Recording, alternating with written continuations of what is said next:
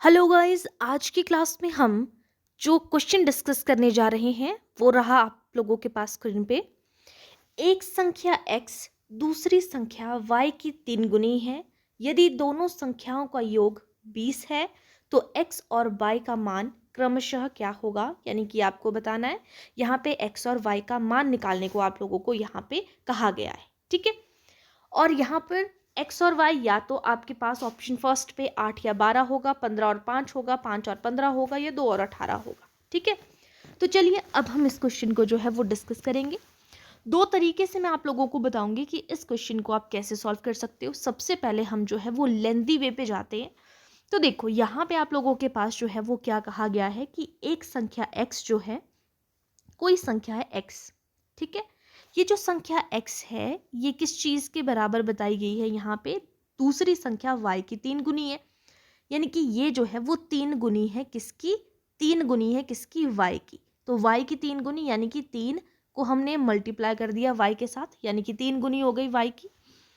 यदि एक संख्या x जो है वो y की 3 गुनी है, ठीक है, ओके। यहाँ पे सिंपल सी बात, जो चीज जैसे बोली गई थी मैंने बिल्कुल वैसे लिखा। उसके बाद बोला यदि दोनों संख्याओं का योग, अब दोनों संख्याओं का योग क्या हो गया, एक x संख्या हो गई, दूसरी हमारे पास कोई ना कोई y होगी। तो यहाँ पर इन दोनों संख्या का योग कितना दिया हुआ है, यहाँ पर 20 दिया हुआ है। सिंपल सिंपल सी इक्वेशन बन रही है, कोई टफ चीज नहीं है। पहले मैं आपको फिर से इस चीज को बता दूं कि एक संख्या जो x है, कोई संख्या मैंने यहाँ पे मानी x, वो जो है वो y की 3 गुनी है। तो y की 3 गुनी यानी कि 3 को y से मल्टीप्लाई कर दिया, 3 गुनी हो गई। दूसरी चीज बोली थी यदि दोनों संख्याओं का योग कितना है, हमारे पास 20 है। अब आगे बोला है मान निकालना है हमने x और y का। तो देखो जब हम इस तरीके से इस चीज को करते हैं तो हमारे पास क्या निकल कर आ जाएगा, एक इक्वेशन हमारे पास क्या निकल कर आ गई। अब देखो x को हमने क्या कहा था, फर्स्ट में हमने कहा था x को क्या कहा था, 3y।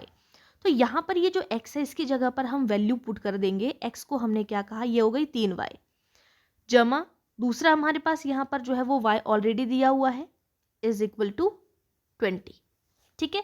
अब यहाँ पर 3y और y के साथ में कोई डिजिट नहीं है, यानी कि 1y लेके चल रहे हैं, तो ये क्या हो गया 4, 3 और 1 कितना हो गया 4, यानी कि 4y इज इक्वल टू 20 हो गया। अब हमारे पास जो y है, y की वैल्यू कितनी आ जाएगी, 20 डिवाइडेड बाय 4, और 4 वन ज़ा 4, 4 5 ज़ा 20, यानी कि y की वैल्यू हमारे पास कितनी निकल कर आ गई, यहाँ पे 5 आ गई, ठीक है। अब यहाँ पर ये तो y की वैल्यू आई, हमें बोला था x और y का मान क्रमशः, यानी कि पहले x आएगा, y की वैल्यू हमारे पास आ गई 5। तो यहाँ से हमें आंसर तो इजीली पता चल रहा है कि कौन सा है। आंसर तो हमारा यहाँ पर सेकंड ऑप्शन हो गया, क्योंकि क्रमशः बोला था पहले x और y दूसरे नंबर वाली वैल्यू जो होगी वो 5 आएगी, तो यहाँ पे दी हुई है। यहाँ से हम आंसर ऐसे भी कर सकते हैं बिना x की वैल्यू निकाले, ठीक है। लेकिन अगर आपको यहाँ पर इस चीज़ को जो है वो निकालना है तो कैसे हम यहाँ पर इसको निकालेंगे, सॉल्व करेंगे। अब x जो है वो कितना हो गया, यहाँ पर कितनी दी थी हमारे पास स्टार्टिंग में x की वैल्यू, अब हम वहाँ पे डाल देंगे। तो यहाँ पे देखिए ये जो चीज़ है ना, इसकी जगह पर ही हम वैल्यू यहाँ पर पुट करेंगे। तो यहाँ पे मैं आपको बता दूँ x की वैल्यू हमें नहीं पता है अभी, और y की वैल्यू हमें पता है कितनी है, 5 है, और इज इक्वल टू 20। x की वैल्यू हमें निकालनी है, तो आगे 20 और प्लस का माइनस प्लस 5 है, तो दूसरी साइड जाएगा तो माइनस का 5 हो जाएगा। तो x कितना निकल कर आ जाएगा हमारे पास, 15, ठीक है। तो ये आंसर हमारे पास यहाँ पर निकल गया, यानी कि 15 और 5। ये वो थोड़ा सा लेंदी वे पे, अगर आपको ये फर्स्ट और सेकंड चीज़ अगर समझ में आ जाएगी तो बाकी आप इजीली जो है यहाँ पर कर दोगे, ठीक है। अब दूसरा तरीका देख लेते हैं कि एक और तरीका है कि आप इसको कैसे सॉल्व कर सकते हो। हमने क्या कहा कि दो संख्याएं हैं हमारे पास x और y, ठीक है। जो x है वो दूसरी, जो एक x संख्या x दूसरी संख्या y की 3 गुनी है, ठीक है। मान लीजिए y जो है हमारी 1 है, इसकी 3 गुनी है हमारे पास जो x है, यानी कि ये कितनी निकल कर आ गई 3, यानी कि टोटल हम लेके चल रहे हैं यहाँ पे, ये कितनी हो गई हमारे पास 4 हो गई, ठीक है।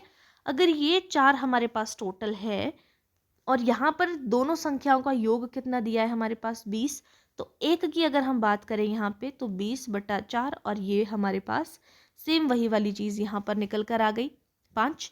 तो पहली हमारे पास कितनी निकल कर आ जाएगी, यहाँ पर देखिए x को अगर मैं 5 को 3 से मल्टीप्लाई करूंगी तो कितना हो जाएगा, एक की वैल्यू निकली हमारे पास 5, तो x कितनी है हमारे पास 3, तो 5 को जब हमने 3 से मल्टीप्लाई किया तो कितना आ जाएगा 15, यानी कि x की वैल्यू हमारे पास कितनी आ गई 15।